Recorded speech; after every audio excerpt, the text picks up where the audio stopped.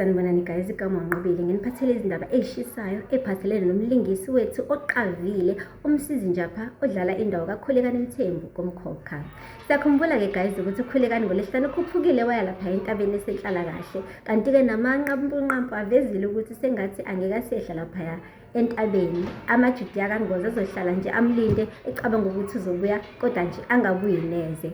Kanti ke guys kuphinde kwaba namahlebezi ukuthi sengathi uKhulekani ugxoshiwe lapha kuMkhokha, kodwa ke lokho kucacisile ngomlomo wakhe ukuthi amanga alihlaza cwe. Ushilo yena ukuthi ubethakasele kakhulu ukudlala indawo kaKhulekani Mthembu, bese kuyisikhathi nje sokuthi athi let it go.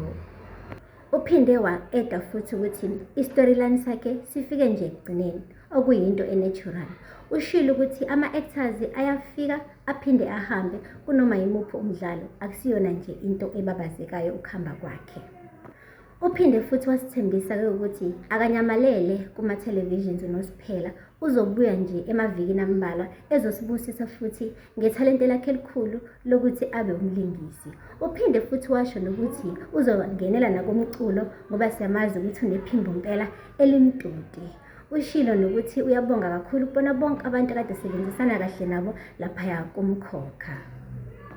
Well-ke nizezele ngomlomo wenu guys. Khulekani uthi bye bye kuMkhokha, kodwa ke siyajabula kakhulu guys ngoba uyibekile induku ebandla, hayi bandla kona esezoqeda impela lapha kuMkhokha, ayisibonise imangaliso. Unale impela italent obhuti, sijabulile kakhulu ngomsebenzi awenzile. Guys, siphela lapha ke indaba zanamuhla. Ningakhohlwa na ukusubscribe, like and comment. Until next time, bye.